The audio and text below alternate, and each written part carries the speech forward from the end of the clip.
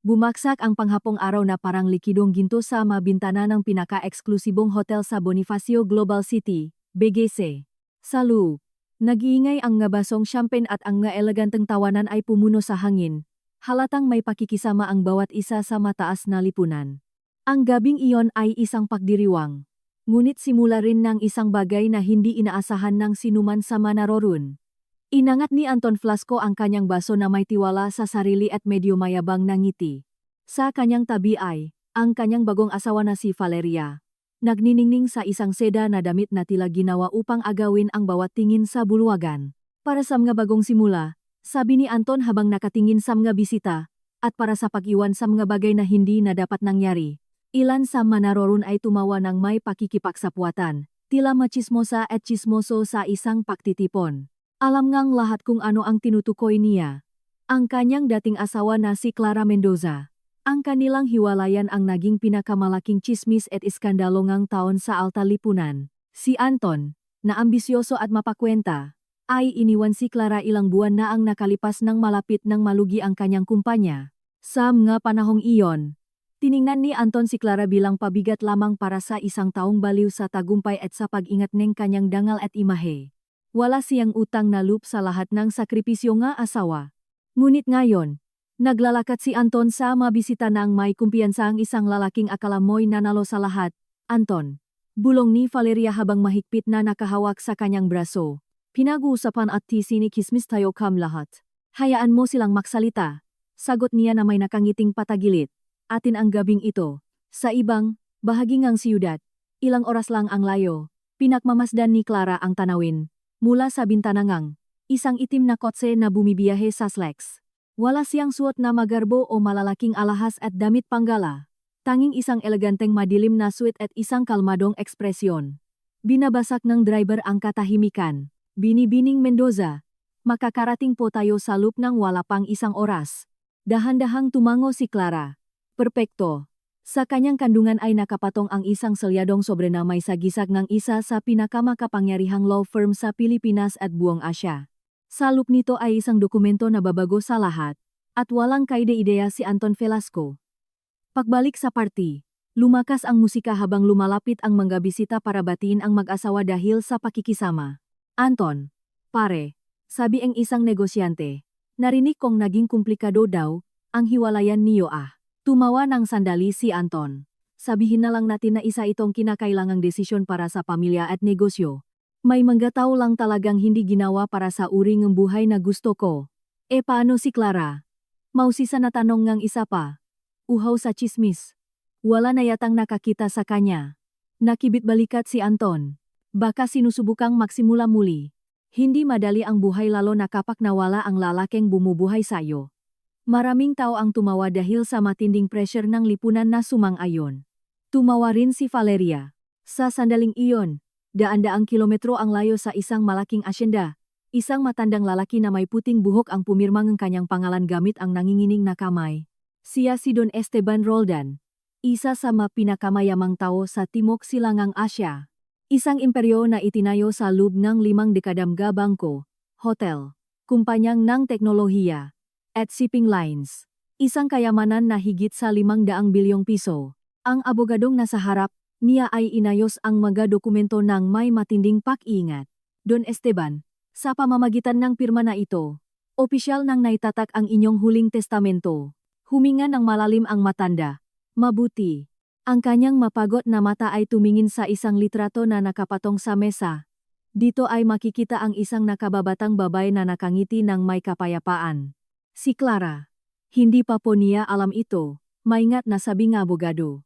Malalaman din niya ito sa lalong madaling panahon, sagot ni Don Esteban. Dala ang pagmamahal ng isang pamilya. At kapag nangyari iyon, maraming tao ang magsisisi sa kung paano nila siya tinrato at hiniya. Samantala, papalapit na ang itim na kotse sa mga ilaw ng Metro Manila. Ipinikit ni Clara ang kanyang nga matang isang sandali. Naalala niya ang nga salita ni Anton nung araw na pinirmahan nila ang nga papeles ng hiwalayan. Kung wala ako, wala kang kwenta. Isang magaang ngiti ang lumitaw sa kanyang nga labi. Muling nagsalita ang driver. Binibining Mendoza, handa na po ang opisina nga abogado para tanggapin kayo. Salamat. Lumiko ang kotse sa isang eleganteng kalsada sa Makati kung saan nakatayo ang isang naliliwanag na makasaysayang gusali. Sa mismong oras na iyon, sa loop ng party, umaakyat si Anton sa maliit na entablado na inihanda para sa pangunahing pag-alay ng alak. Nais kong magpasalamat sa lahat dahil sa inyong pakikisama at pagdalo ngayong gabi, sabi niya habang itinataas ang kanyang baso. Ang taong ito ay naging mapakbago. Minsan, pinipilit tayong buhay na iwanan ang ating nga pagkakamali upang makasulong patungo sa isang mas magandang hinaharap. Ang kanyang nga mata ay nagniningning sa kasiyahan. Maniwala kayo, iyon ang pinakamagandang desisyon na nagawa ko, alang-alang sa aking dangal. Napuno ngang palakpakan ang silid. Walang nakakaalam doon na sa eksaktong sandaling iyon, pumapasok na si Clara sa opisina kung saan 3 abogado ang nakatayong naghihintay sa kanya. Inilagay ng isa sa kanila ang sobre sa mesa. Senyora Clara Mendoza, sabi ni Janang, may formalidad. Ilang linggo na po namin kayong sinusubukang hanapin. Bahagyang kumunot ang nunia. May problema ba? Maingat na binuksan ng abogado ang dokumento. Ngayong gabi, pumanaw na po si Don Esteban Roldan. Nanigas si Clara. Pasensya na. Ano kamo? Diretsong tumingin sa kanya ang abogado. Bago siya namatay, nagiwan siya ng napakalinaw na mga tagubilin. Inikot niya ang dokumento para mabasa ito ni Clara. Kayo po ang kaisa isang tagapagmananga, buong imperyo niya. Binalot ng katahimikan ang silid, dahan-dahang kumurap si Clara. Baka may pagkakamali po diyan. Wala pong pagkakamali, sagot ng isa pang abogado. Ayon sa testamento, mamanahin ninyo ang buong pamamahala ng Roldan Group. Ang tinatayang halagaan yaman ay makikita sa huling pahina, 500 bilyong piso. Nanatiling tahimik si Clara. Sa mismong sandaling iyon, bumababa si Anton mula sa entablado sa gitna ng nga palakpakan. Niyayakap ang kanyang bagong asawa habang kinukuhanan nga kamera ang bawat segundo ng kanyang kaligayahan. Wala siyang kaalam-alam na ang babaeng ipinagpalit at hiniya niya ay magiging isa na sa mga pinakamakapangyarihang babae sa Asya. Huminga ng malalim si Clara habang patuloy na nagpapaliwanag ang mga abogado. Si Don Roldan po ay inyong kadugong lolo, sabi ang isa sa kanila. Matagal na po niya kayong alam, ngunit minabuti niyang obserbahan muna ang inyong buhay bago kayo kontakin. Lolo ko, opo, at ayon sa kanyang kalooban, hindi lang ang kayamanan niya ang mamanahin ninyo, kundi pati na rin ang pagkapresidente ang buong kumpanya. Muling tiningnan ni Clara ang dokumento. Nagsimulang pagduktungin ng kanyang isipan ang mga bahagi ng nakaraan tungkol sa kanyang pamilya na hindi niya lubos na maintindihan. Mahinahong idinagdag ng abogado, may isa pa po kayong dapat malaman. Nag-iwan din po si Don Roldan ng mapartikular na tagubilin tungkol sa ilang tao mula sa inyong nakaraan. Umangat ang tingin ni Clara. Anong ibig ninyong sabihin? Inilipat ng abogado sa kabilang pahina. Kabilang narito ang isang lalaking nangangalang Anton Velasco. Dahan-dahang nawala ang ngiti ni Clara. At sa eksaktong sandaling iyon, sa party, muling nag-angat ng baso si Anton habang may pagmamalaking sinasabi, maniwala kayo, hinding-hindi na muling tatawid sa landas ko si Clara. Ngunit ilang oras na lang ang layo. Umaabante na ang tadhana patungo sa kanya.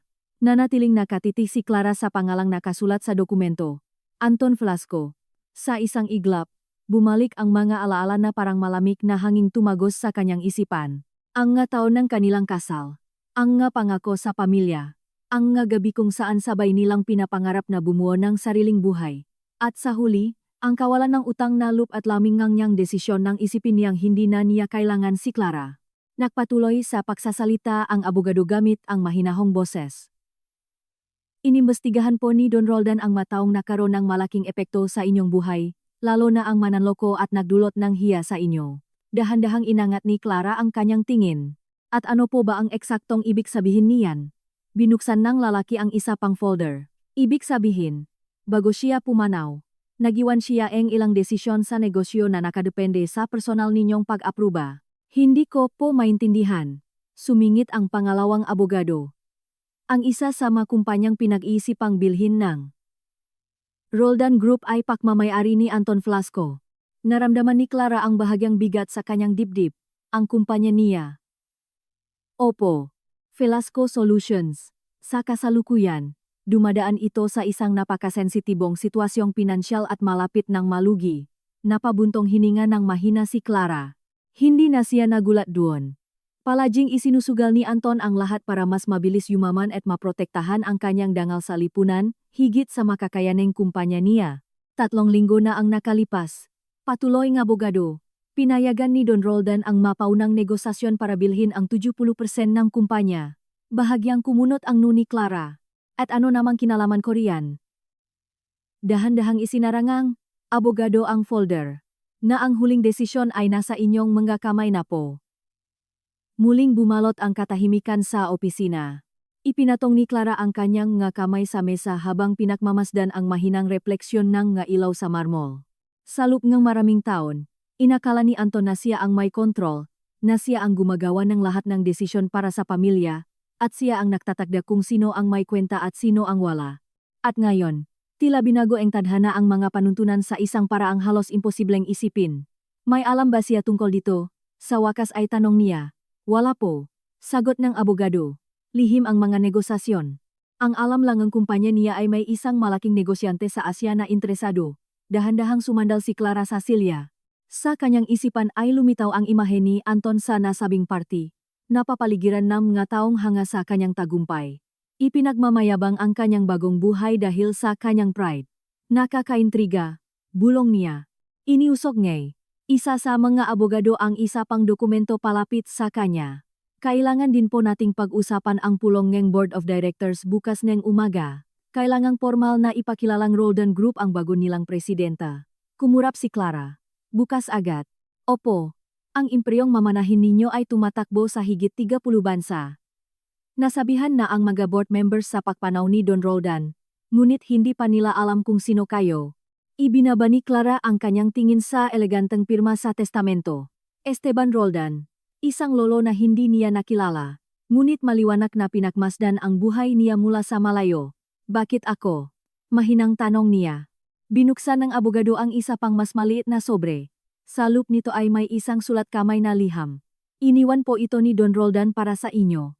Maingat na kinuha ni Clara ang papel. Ang sulat ay matigas. Bagaman medyo nanginginig. Clara, kung binabasa mo ito, ibig sabihin dumating na ang tamang panahon. Sa maraming taon, pinakmasdan ko ang buhay mo nang hindi nang hihimasok. Gusto kong malaman kung anong klaseng tao ka kapag walang nakatingin sa iyo. Nakita ko kung paano ka nagpakahirap. Nakita ko kung paano ka tumulong sa iba ng may tunay na pakikisama, kahit na ikaw mismo ay walang-wala. At nakita ko rin kung paano pinakamalan ng ilang tao na kahinaan ang iyong kabaitan. Na parabang wala silang utang na loob. Hindi iyon kahinaan, iyon ay malakas na pagkatao. Ngayon, magkakaroon ka ng kapangyarihan, yaman, at impluensya na ilan lang ang makakapag-isip. Ngunit ang pinakamahalaga ay makakaroon ka ng pagkakataong magpasya kung ano ang gagawin sa mga ito. Hindi ako humihingi ng pahiganti, kundi hustisya. Esteban Roldan, nanatiling tahimik si Clara sa loob ng ilang segundo. Pagkatapos ay dahan-dahang itinupi ang liham. Sama sandaling iyon, sa hotel sa Begeche, kung saan ipinagdiriwang ni Anton ang kanyang bagong buhay, patuloy na umaalingaw-ngaw ang musika sa ginintuang mapader ng bulwagan. Napapaligiran si Anton ng isang maliit na grupo ng mega investors at kismoso. Velasco, sabi ngang isa sa kanila, may machismis akong naririnig tungkol sa isang posibleng bibili sa kumpanya mo. Ngumiti si Anton nang may katiyakan. Hindi ito chismis lang. Bahagyang lumapit ang mga lalaki sa kanya. Seryoso, isang malaking pondo galing sa isang bilyonaryo sa Asya ang interesado. Kung magiging maayos ang lahat, ito na ang magiging pinakamalaking deal sa karera ko at mayaahon nito ang aking dangal. Itinaas ng isa sa kanila ang kanyang ngakilay. At sino ang nasa likod nito? Umiling si Anton. Hindi ko pa alam. Napakasikreto nila. Pero sabi ng mga advisors ko, old money daw ito. Pamilya ng mga asendero at napakakapangyarihan. Masayang hinawakan ni Valeria ang braso niya. Babe, ibig sabihin magiging bilyonaryo na tayo. Binitiwan ni Anton ang isang tiwalang halahak. Higit pa riyan. Humigop siya. Ang kanyang whisky habang pinakmamasdan ang silit na puno nga taong humahanga sa kanya dahil sa kanyang yaman at status. Sa huli, ang lahat ay tungkol sa paggawa nga tamang desisyon sa tamang panahon. Isang lalaki. Ang nagtanong na may nanunuyang ngiti. Kahit ang pakikipagiwalay sa asawa na nagbigay sa iyong matinding hiya? Nagkibit balikat si Anton nang walang kahit anong pagsisisi, Lalo na yon, sa eksaktong sandali na iyon. Sa tahimik na opisina, isinasara ni Clara ang folder na may lahat ng dokumento ng testamento. Pinagmamasdan siya ng abogado ng maigi. Senyora Mendoza, sabi ngang isa sa kanila, simula sa sandaling ito, hawak na ninyo ang 65% ng Roldan Group. Inangat ni Clara ang kanyang tingin. Kung gayon, mukhang marami akong dapat gawing desisyon. Tama po. Ipinatong niya ang liham ngang kanyang lolo sa mesa. Magsimula tayo sa kumpanya ni Anton Velasco. Nakpalitan ng maikling tingin ang tatlong abogado. Nais po ba ninyong kanselahin ang negosasyon? Nakisip si Clara ng ilang segundo. Naalala niya ang huling pagkakataon na nakita niya si Anton. Ang paraan kung paano nito pinirmahan ang nga papeles ngang hiwalayan ng walang utang na loob. Hindi man lang siya tiningnan. Ang lamig sa boses nito. Kung wala ako, wala kang kwenta. Dahan-dahang tumayo si Clara mula sa silya. Kalmado ang kanyang nga mata, pero determinado. Hindi, hinintay ngam nga abogado ang kanyang susunod na sasabihin. Naglakad si Clara patungo sa bintana. Pinagmamasdan ang mga ilaw nga siyudad na kumikinang na parang maliliit na bituin. Pagkatapos ay nagsalita siya sa malambot na boses. Gusto kong bilhin ang kumpanya niya. Tumango ang pangunahing abogado. Maaari po nating umpisahan ang proseso kaagad. Bahagyang iniling ni Clara ang kanyang ulo, pero may isang kondisyon. Ano po yon? Isang magaang ngiti ang lumitaw sa kanyang nga labi. Gusto kong pumunta ng personal si Anton Velasco para makipagnegosasyon. Nagsulat ang abogado. Maari po nating ayusin yan. Muling tumanaw si Clara sa siyudad. At pagdating niya, ang kanyang boses ay halos naging isang bulong. Siguraduhin ninyong wala siyang ideya kung sino talaga ang taong bumibili sa kumpanya niya. Muling nagpalitan ng tahimik na tingin ang mga abogado bago tumango. Gagawin po namin ng eksakto ang gusto ninyo, sabi ng pangunahing abogado habang isinasara ang kanyang kuwaderno. Mag-organisa kami ng isang pribadong pulong kasama si Mr. Velasco. Akalain niyang nakikipag-usap siya sa mga kinatawan ng Roldan Group, at hindi sa inyo. Hindi agad sumagot si Clara. Pinagmasdan niya ang nga ilaw ngang gusali na sumasalamin sa madilim na salamin ng bintana. Buhay na buhay ang siyudad. Punong nga taong naglalakat na hindi alam na sa isang tahimik na opisina sa parehong oras na iyon ay inihahanda ang isang bagay na babago sa buhay ng marami. Kailan ito pwedeng mangyari? Sa wakas ay tanong niya.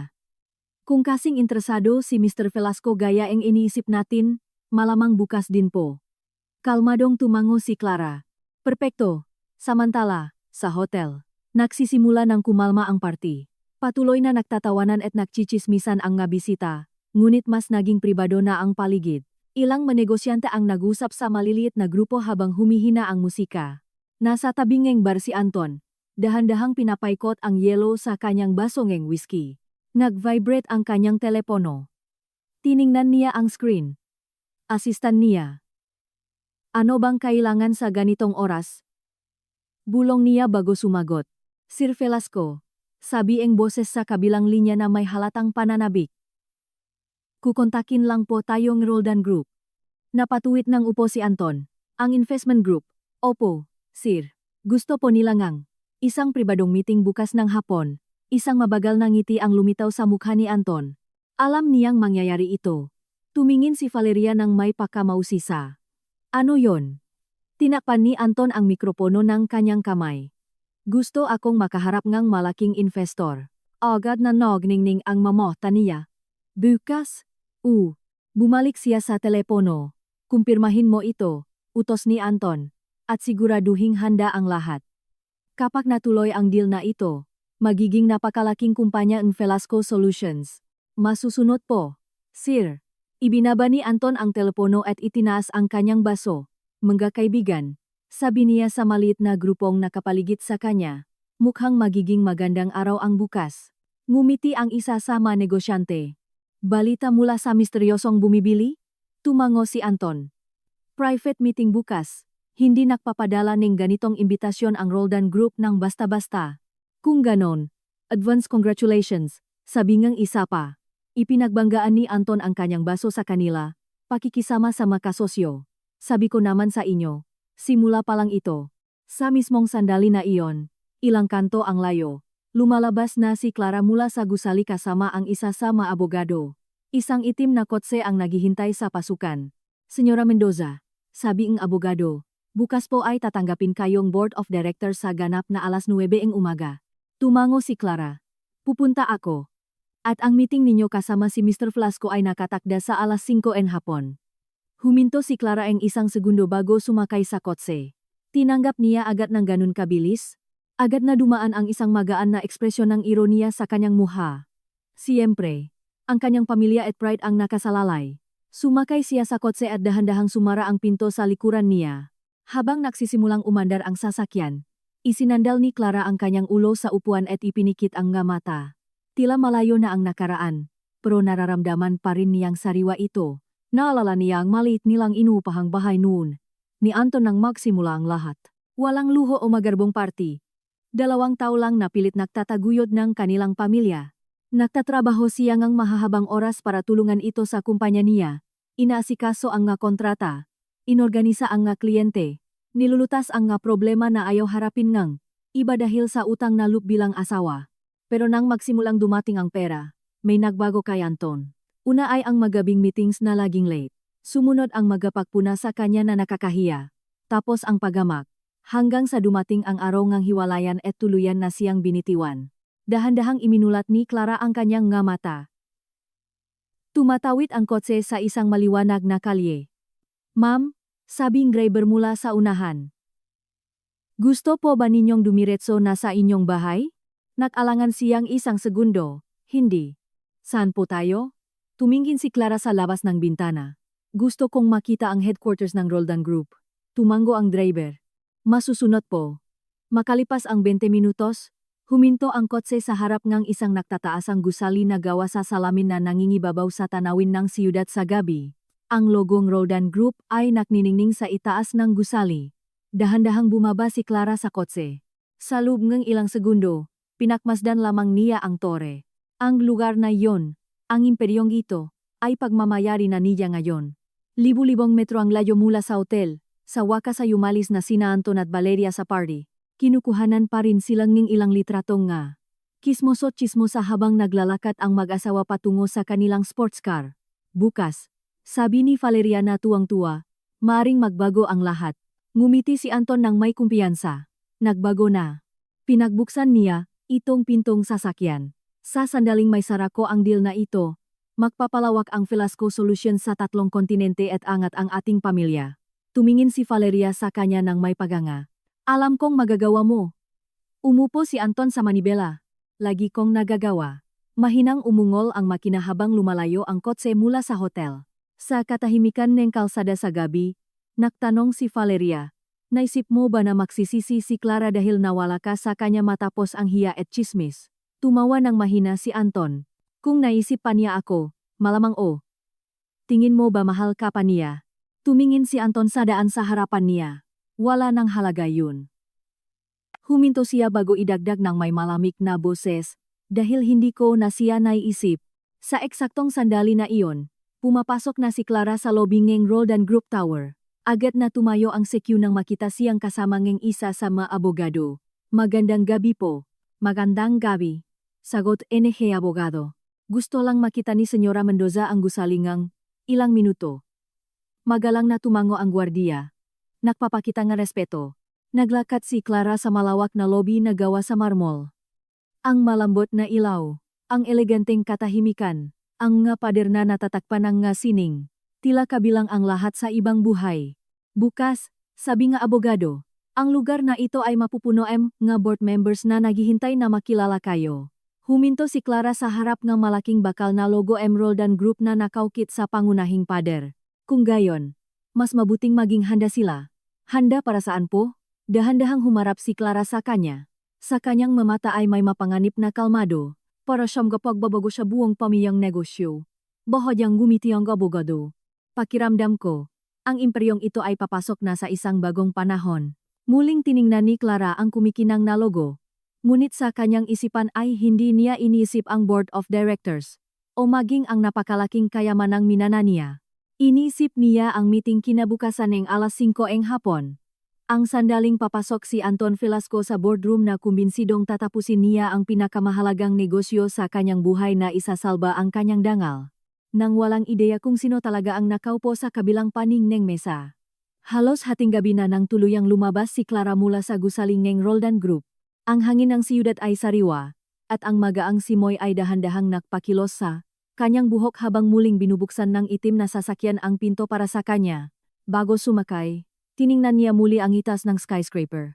Bukas, malalaman ng buong mundo ngang korporasyon kung sino siya, pero hindi pa si Anton, hindi pa ngayon. Sumakay siya sa kotse at tahimik itong lumayo sa maliwanag na kalsada. Nang gabing iyon, sa modernong penthouse kung saan nakatira sina Anton at Valeria, pumasok ang mag-asawa na nagtatawanan habang hinuhubad ang kanilang majaket.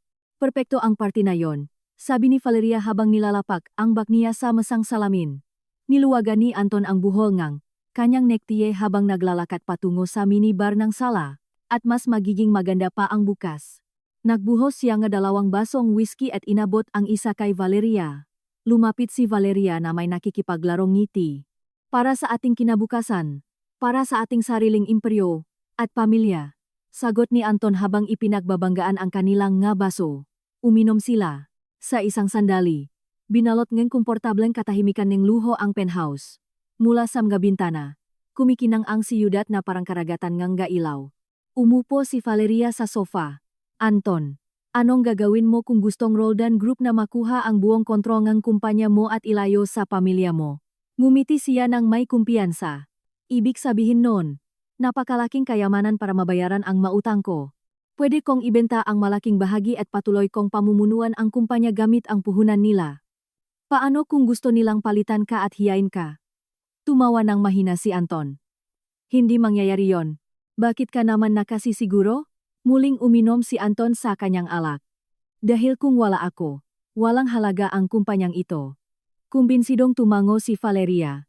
Kung ganun, bukas ang simulangang isang napakalaking bagay. Itinaas muli ni Anton ang kanyang baso. Tiyak iyon. Ngunit sa ibang bahagi ng siyudad, gising pa si Clara. Wala siya sa isang marangyang penthouse. Nahanda ang Roldan Group para sa kanya, ng isang elegante pero patagong mansyon sa isang tahimik na exclusive subdivision sa Makati. Ganap ang katahimikan ng bahay. Nakaupo si Clara sa isang malapat na masang kahoy. Sinusuri ang iba't ibang ulat na ipinadala ngang ga-abogado sa kanya. Mga graphs, kontrata, at financial statements. Ang imperyong kontrolado na niya ngayon ay napakalawak, pero sa lahat ng dokumento, may isa na pinakanakakuha ng kanyang pansin, Flasco Solutions. Dahan-dahang inilipat ni Clara ang makapahina nga ulat. Kinumpirma nga numero ang dati na niyang hinala. Mabilis na lumalaki ang kumpanya ni Anton. Pero nasa bingit din ito ng panganib na pakakautang na ikakasirang ang kanyang pangalan. Kung hindi matutuloy ang deal sa Roldan Group sa lalong madaling panahon, sa loob ng wala pang 1 taon, ay mahaharap ang kumpanya niya sa matinding krisis at mawawalan siyang hiya at dangal sa matang lipunan. Ipinatong ni Clara ang dokumento sa mesa. Laging sumusugal. Naalala ni Clara ang magabing nakikiusap siya kay Anton na maging maingat alang-alang sa pamilya nila. Ang nga pagtatalo. Ang nga pagkakataon kung saan sinabi nitong ang tagumpay ay dumarating lamang sa nga matatapang na sumugal sa lahat. At ngayon, nang hindi niya alam, isinusugal na naman niya ang kanyang kinabukasan. Pero sa pagkakataong ito, si Clara na ang bangka. Kinuha niya ang telepono at nagdial ng numero. Sumagot halos agad ang pangunahing abogado. Senyora Mendoza. Gusto ko pa ang ilang detalye tungkol sa meeting bukas. Abay siyempre po. Sino ang opisyal na kakatawan sa Roldan Group sa negosasyon? 3 miyembro po ng legal team, at ang Chief Financial Officer. Tumahimik ng ilang segundo si Clara. Makikita ba ni Anton ang listahan ng nadadalo bago ang meeting? Hindi po. Mabuti. Isinara niya ang ulat ng Flasco Solutions. Gusto kong nasa loob din ako ng boardroom. Nakaroon ng maikling katahimikan sa kabilang linya. Sa simula pa lang po. Oh, ibubunyak ba nun ang pakakakilanlan ko? Tiningnan ni Clara ang dokumentong nasa harap niya. Hindi kaagad. Anong ibig po ninyong sabihin? Kalmado ang boses niya. Gusto ko munang marinig kung anong sasabihin ni Anton. Naintindihan ng abogado. Kung gayon, ayusin po namin ang meeting para makapasok kayo mamaya-maya. Eksakto. Kapag nailahat na niya ang kanyang plano. Tumango si Clara, kahit hindi siya nito nakikita. Gusto kong makita ang reaksyon niya kapag nalaman niya kung sino talaga ang taong kanegosasyon niya, kung paano lulutang ang utang na loob niya. Sumagot ang abogado ng may mataas na respeto at pakikisama. Naintindihan ko po. Dahan-dahang ibinaba ni Clara ang telepono. Pagkatapos ay tumayo at naglakad papunta sa bintana ngang sala. Natutulok na ang siyudad sa ilalim ngang madilim na kalangitan. Pero ang kanyang isipan ay gising na gising. Iniisip niya ang sandali kinabukasan kung paano bubuksan ang pinto ng boardroom na iyon at sa mukha ni Anton kapag nakita siyang pumasok. Walang put sa kanyang mukha, kundi isang kakaibang pagiging kalmado. Samantala, sa kabilang bahagi ng siyudad, sa wakas ay naghahanda na si Anton para matulog. Nasa kama na si Valeria. Nagsuscroll sa kanyang cellphone. Tinitingnan ang nga chismis. Anong oras ang meeting mo? Tanong niya. Alas 5 ng hapon. Kung ganon, pwede ka pa matulog hanggang tanghali bukas. Inilapak ni Anton ang kanyang relos sa mesa. Hindi. Bakit naman? Kailangan kong ihanda ang plano ko. Umupo siya sa gilid ng kama.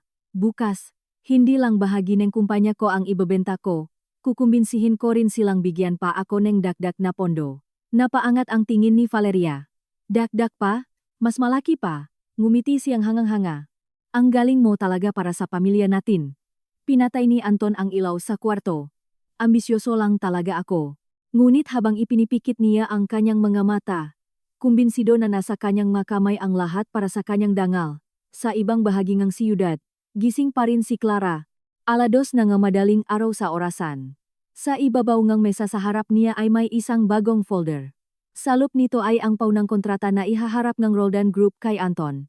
Binasa itong mabuti ni Clara. Bawat kondisyon, bawat detalye. Sa huli, kumuha siya ng ballpen at nagdagdag ng isang maliit, ngunit makabuluhang pagbabago. Isang espesyal na kondisyon. Kapag tinanggap ng Flasco Solutions ang kasunduan, ang bagong may-ari ay makakaroon ng agarang karapatan na tuluyang baguhin ang pamamahala ng kumpanya, kabilang na ang pagtanggal sa CEO. Ibig sabihin, kay Anton. Dahan-dahang isinara ni Clara ang folder. Pagkatapos ay pinatay ang ilaw ng sala. Naging tahimik ang buong bahay. Pero bago siya umakyat ng hagdan patungo sa kwarto niya, huminto siya sandali at nag-isip, inaalala ang araw na pumirma si Anton sa mga papeles ng hiwalayan. Nang hindi man lang tumitingin sa mga mata niya, inaalala ang huling sinabi nito, nang walang bakas ng hiya, at utang na loob, bago ito tumayo mula sa mesa. Kapag dumating na ang tunay na tagumpay at yaman ko, malalaman mo na hindi ka ginawa para sa mundong ito, at magiging chismis ka lang. Kalmadong umakyat si Clara sa huling baitang. Ngayon, pagmamay-ari na niya ang mundong iyon. At sa loob ng wala pang 15 oras, upo si Anton Velasco sa harap ng isang kontratang maaring makpayaman. Sa kanya nang higit pa sa inaakala niya nang hindi alam na ito rin pala ang kasunduang wawasak sa lahat ng pinahirapan niyang itayo para sa kanyang sariling dangal. Alas 5 ng hapon na sa orasan. Ang boardroom ng Roldan Group ay nababalot ng gintong liwanag mula sa malalaking bintana, na sumasalamin sa makinis na ibabaw ng mahabang mesang nara. Nakaupo na ang mga board members. May mga folder sa harap nila at may mga tinging punong-puno ng pag-asam. Halos mahawakan na ang tensyon sa hangin dahil sa matinding pressure ng negosyo. Tila umaalingaw-ngaw sa mapader na salamin ang bawat pahinga. Unang pumasok si Anton Velasco taglay ang kanyang sigurado at mayabang na hakbang at ang nakasanayang ngiti, na akala mo'y siya ang may-ari ng laro. Ang kanyang malinis na suit at mapagmataas na tindig ay nagpapakita ng imahe ng isang lalaking nasakop ang mundo ng negosyo gamit ang ambisyon at pride. Binati niya ang naroroon ng may kumpiyansa, pakikisama sa mga kapwa negosyante, na sigurado siyang ang negosasyong ito ang magiging pinakamalaking tagumpay niya. Hindi niya alam na ang bawat tingin ng respeto at paggalang na natatanggap niya ay pinipigilan lamang ng pakikisama at ng isang sikretong hindi pa niya nalalaman. Salamat sa pagtanggap sa akin, sabi niya sabay upo sa dulong mesa. Handa na akong pag-usapan ang mga kondisyon sa pagbili. Nakakasiguro akong makakabuo tayo nga kasunduan na makakabuti sa pamilya at negosyong lahat. Tumango ang board members ng may banayat na ngiti, iniwasang mabasak ang hiya.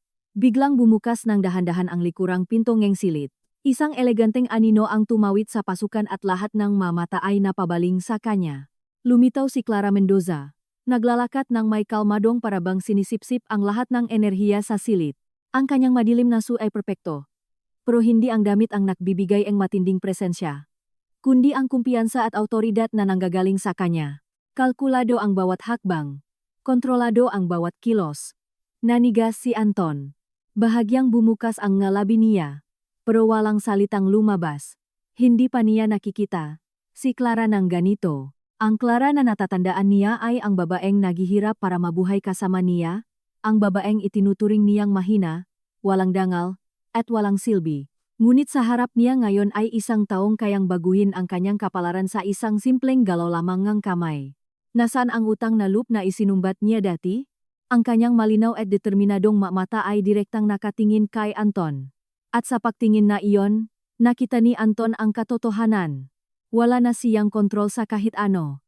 Lumakat si Clara sa gitna ng silid at naupo sa tapat niya. Ipinatong niya sa mesa ang folder na may kasunduan. Ang ginawa niya ay simple, halos formal, ngunit ang katahimikang sumunod ay nagsasalita ng higit pa sa 1,000 talumpati, parang isang mabigat na hiya na bumalot sa buong silid. Mr. Velasco, sabi ni Clara sa isang tahimik pero matigas na boses. Napag-aralan ko na ang makondisyon na iminumong kahingang kumpanya mo. At sa palagay ko ay may ilang magkapagbabago na dapat nating isaalang-alang. Tumingin si Anton sa kanya nang may labis na pagkalito at takot na mapahiya. Pagbabago? Tanong niya. Sinusubukang bawiin ang kanyang tindi. Pero sino? Bahagyang itinaas ni Clara ang kamay at itinuro ang folder. Ako. At bago ka pa may sabihin, lilinawin ko na ang lahat. Ang negosasyon na ito ay hindi na lang tungkol sa pera at puhunan. Sa pagkakataong ito, ako ang gagawa ngang mabatas. Nakpalitan ng nagugulat na tingin ang nga board members. Ngunit walang nagtangkang sumingit dala ng matinding pakikisama at paggalang. Napalunok si Anton. Nararamdaman na ang kumpiyansa at pride na sumama sa kanya buong buhay niya ay unti-unti nang nawawasak. Binuksan ni Clara ang folder at itinuro ang espesyal na kondisyon na idinagdag niya.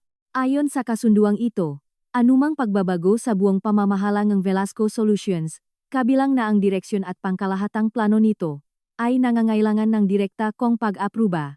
At kabilang karoon, Mr. Velasco, nakakabinggi ang katahimikang sumunod.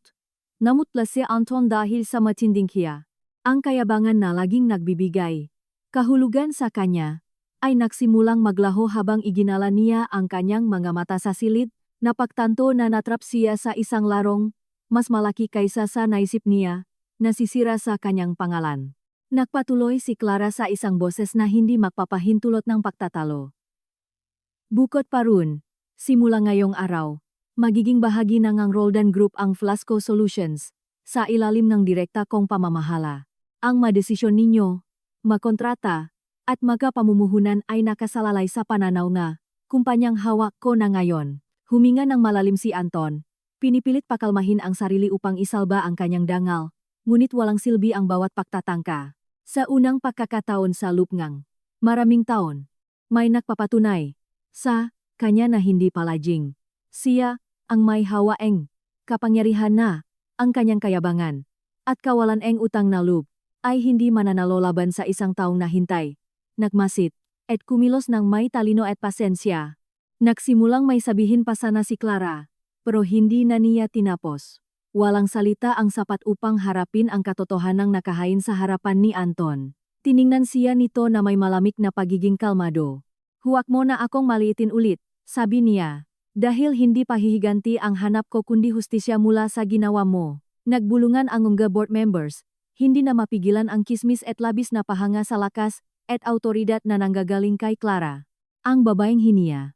At itinapon ni Anton dahil sa kawalan ng utang na loob ay naging tagapaglikha ng sarili niyang kapalaran, at sa parehong pagkakataon, ay naging puwersang babago sa buong mundo nito.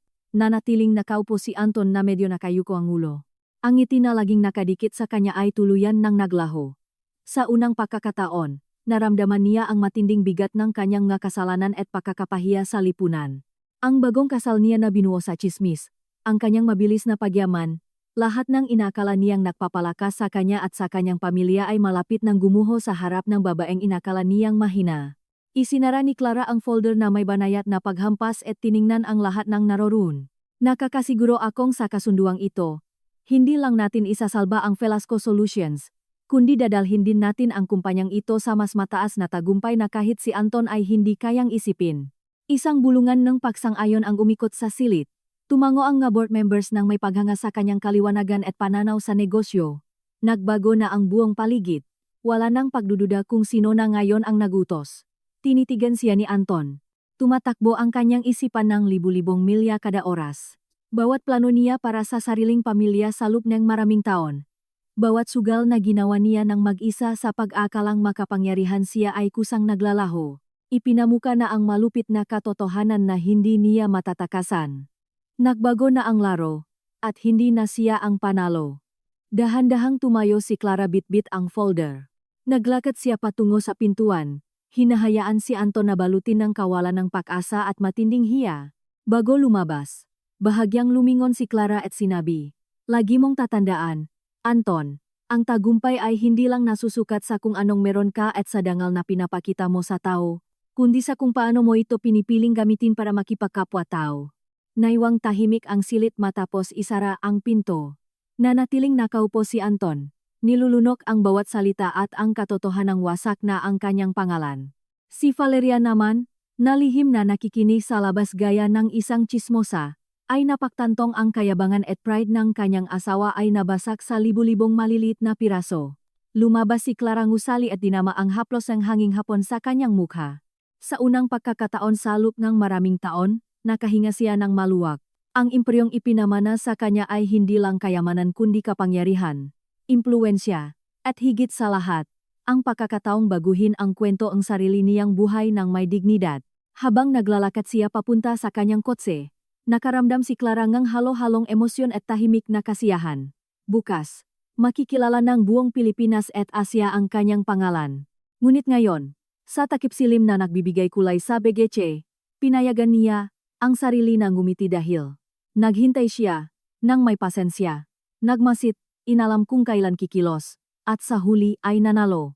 At si Anton Velasco, ang lalaking minsan siyang inalipusta at walang naging utang na loob sa lahat ng tulong niya sa pamilya nila, ay matututunan din sa wakas na may mga taong hindi dapat inaapak-apakan, na ang tunay na lakas ay wala sa kayabangan o pera kundi na sa pasensya, talino, at determinasyon. Habang lumulubog ang araw sa likod ng matataas na gusali sa Makati, si Clara Mendoza ay naging isang tahimik na alamat na pag-usapan ng bawat tsismis sa alta lipunan. Ang babaeng bumawi sa isang imperyo, nagpabago sa sarili niyang tadhana, at nagpatunay na minsan, ang pinakamalaking kapangyarihan ay wala sa kung anong kaya mong sakupin, kundi sa kung paano mo hinihintay ang tamang panahon para bawiin ito ng may paninindigan.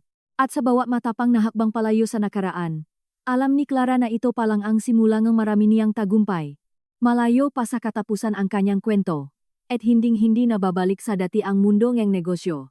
Ang alinggaw-ngaw kanyang tagumpay, ay umaalinggaw na sa bawat sulok, habang naiwang mag-isa si Anton na nakatingin sa nakasarang pinto, huli nang napagtanto na ang babaeng binastos niya at winalang hiya ay naging kanyang pinakamalaking kalaban.